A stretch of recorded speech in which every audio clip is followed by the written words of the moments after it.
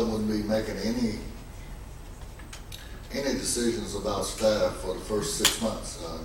One of the things I have to do is get in schools to understand, particularly our schools that need a higher challenge.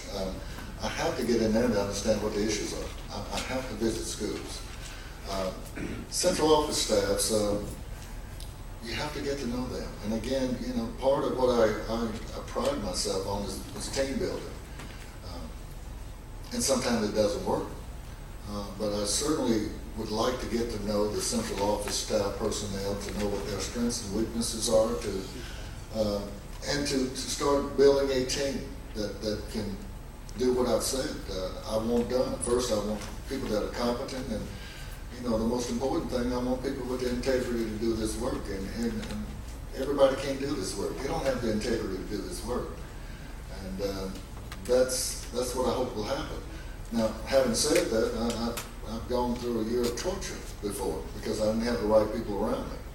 You know, a superintendent can't watch everything, and you can't. Everybody think you know all and that's going on. You don't, and that's why you have staff. And when a staff member brings you a recommendation, you should be able to know that that's the best recommendation they know to make, and it's not a recommendation that they hope you make that's going to make you look foolish, or it's not the right recommendation. And when you're trying to manage everything a superintendent has to manage, it's important that you be able to trust, and that goes back to the integrity, the people that you work with. You have to have the trust. And I have to have that. And I'd say if I'm elected to get this job, my first staff meeting will be the same I said to my staff meeting then. I don't have time to build your trust, but if you lose it, you won't get it back. I want every child in the district to have 1 year's academic growth. Every child, at least 1 year's academic growth. I'm well aware of what the achievement gap is. When you look at our NAEP scores in the southern states, they will fall anywhere from 20% to 28% in math and science, 4th grade and 8th grade in our southern states. But somehow, that's a touchy subject because a lot of people don't understand when you start talking about achievement gaps. Some people think that means you're going to take resources away from children who are excelling and put them all to children that needs a higher challenge, which is not true. The one good thing about No Child Left Behind that I like, and the one thing I really want to pay attention to, before No Child Left Behind, it was not uncommon for particularly schools of color, black schools that were 90+% white, to have substitute teachers in their schools forever and a day, and nobody cared about it, or nobody did anything about it. We just left them there. They settled. They didn't get the quality teachers. There has been inequity, and I guarantee you, when you start looking at cost centers, what you're spending at different schools, when you look at the schools that need a higher challenge, and let me just say this real clear. A lot of educators want to say, well, they're Title I schools and they get federal funds. Well, they get federal funds for a reason. Okay? Doesn't mean that we should say they get enough money and they squander it. That money should be used wisely. So I believe in excellence and equity. But, you know, excellence without equity is a privilege, and I don't believe in that. And you know, equity with excellence is tokenism, and I don't believe in that either. I don't recall ever moving a principal from one school to another. I'm trying to think. I don't recall that.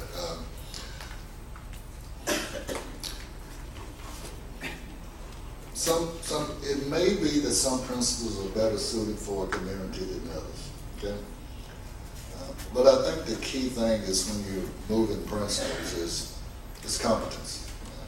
I mean, if a principal is incompetent at school B, moving to school C, you think he's going to be or she's going to be any more competent? I don't think so. So it just depends on what you're doing and when you're moving. So, I mean, if they're non-performers, then I think the job of the superintendent and the Board of Education is to help them find somewhere else to work and not hurt our children. What I hope can happen, I understand our Mrs. Placey has already done a good job of building relationships with a lot of our universities, is to build a strong relationship with our universities and our teacher education programs, and to get them into our schools as teaching assistants If we can't let them substitute teach when they're off for spring break and those things, to get them into our schools and to actively recruit the people that are right here in our area to teach in our schools. I like to know that we got homegrown products sometime more than going outside and finding other people who do that. Reconstitute school? No, sir. We have a huge of age problem in our school district. We have dealt with it by opening up a center, okay? And we took middle school kids who were 2 years below their grade level, and we moved them to a center. I really like the approach of what I saw today here, because you've got cap programs within your schools and your attendance zone, which is a great plus.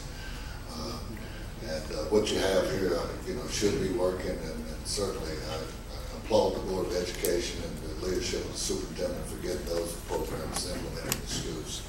Well, I would agree that there's a zero tolerance policy if you bring a weapon to school, a gun. I will agree that if you're selling drugs on the campus, should be a zero tolerance policy. I would agree that if you strike your teacher or another adult on campus without being struck or provoked, that it should be a zero tolerance policy. There's just certain such situations that you cannot allow to happen in the school campus, and think that you're going to have any measure of having an environment where children can learn and teachers can teach. I've tried everything I can. I meet with the district PTA usually once a month, and that means that the PTA presidents from all 58 of our schools are invited. I go everywhere. Every time they invite me to speak at a school, I'm there. I, again, do the grocery shopping. I'm recruiting in there, the ones I know, to get involved in the schools, and I make myself as accessible as possible, and I'm looking for any of the ideas that we may be able to get. Yes, I think all those things make you successful. Do you ever get to be 100%? Absolutely not. I think one of the things we have to do, and again, I talk to our people all the time, we have to make parents feel welcome when they come to school. One of the parents alluded to it tonight. I've seen this principal, and I haven't seen this superintendent because I preach against it all the time with our principals. But we're the intelligent ones, and we should be able to communicate with people in the language they understand. And I know I've sat in conferences and we use all these acronyms, and a parent will sign a piece of paper like the lady said tonight, walk out and have to ask their child, what did I just do? Okay? So instead of parents sitting down with us and feeling uncomfortable, and we're the ones that's been to school and got trained. We shouldn't be saying because an NLCB, your child didn't make AYP because his IEP wouldn't fill up. So we should be able to talk to them in a manner that they understand, and not make them feel threatened when they come and talk with us. When they prove to me that they can perform, I want to give them as much autonomy as possible. Our principals are really the key to our schools, and our teachers are there, but without an effective teacher, a principal, you're not going to have a good school.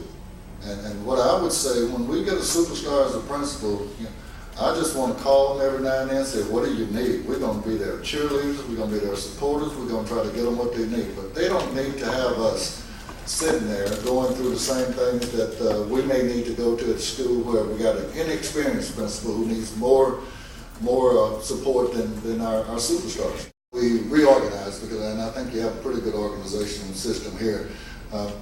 We have leadership training for all our principals. We have training for our assistant principals. We have what I call executive directors of school. They are really area superintendents, but because we couldn't pay them as area superintendents, I call them executive directors. But they evaluate our principals. They're there. They're the biggest cheerleaders. They're supporters. And what I do is, anytime I need to go and add extra support, I do that. Again, I think leadership is building people, and that's what I try to do. And I think it starts with the superintendent, and it goes all the way down through the system. The relationship that I have with my staff will definitely be mirrored in the relationship that they have with the people that they supervise, and that goes all the way down to the students. So I know this job, sometimes I devalue what the superintendent's job is, but I know how important it is. And so I think I've done a lot in that area.